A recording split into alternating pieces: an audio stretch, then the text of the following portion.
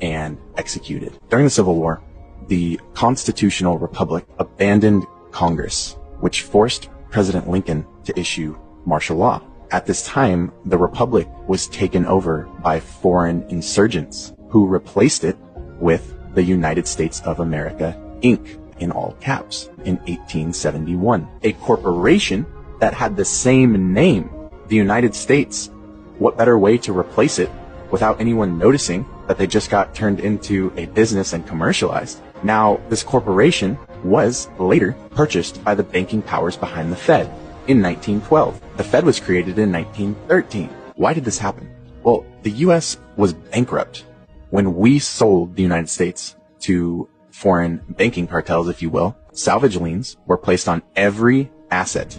Check this out, including the people of the new federalized states. Now let's fast forward to 1933. An income tax was placed on the people to pay these foreign bankers who own the IMF, which owns the IRS. Look into what the IRS actually is. Who is the IMF owned by? You got to follow the money. Who funds it? It's the same people that own the United States Inc. Same few families, and they're not American. So when I say foreign insurgents, that's what I mean. So 1933, USA Inc. goes bankrupt. An income tax is placed on its people. In other words, you and I were turned into property. Look it up. We were turned into cattle, and we were collateralized in order to turn us, humans, flesh and blood, into a means of paying off a massive debt.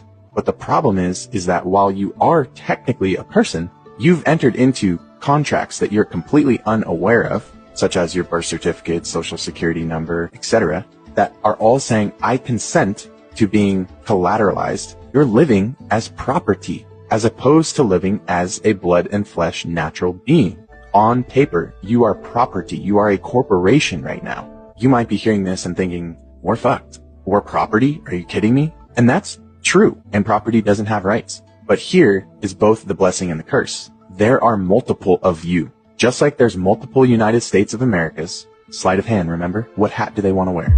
There are multiple of you. The insane irony in all of this is the fact that they are actually now liable for all of your alleged obligations, aka debts. That's what a debt means. You can play a wrong move in chess and still win the game. And commerce is chess. Their greatest attempt to set us back actually is their greatest weakness. How can we owe debt if the United States is liable for all of its property? If we're its property, then it's the United States' burden to pay our debt. And that is exactly what the law says. I'm going to leave you guys with two different codes that I highly recommend you look into. First is going to be the House Joint Resolution Act 192. And when that occurred, the dollar was turned into what is called Federal Reserve debt notes. So if we're being asked to pay debts, but all we are given from the system is debt notes, aka fiat money, to pay back those debts, how can we pay a debt with a debt? I just want you to sit with that. They never gave you lawful money. They never gave you gold. They never gave you silver. The other side of it is looking into 18 USC 8. 18 United States Code 8. You're going to come to find out that that's literally telling you that the United States is liable for all debt. All of your debt, the United States is liable for it. How can you pay a debt with debt notes? Don't let that go over your head. They already got paid.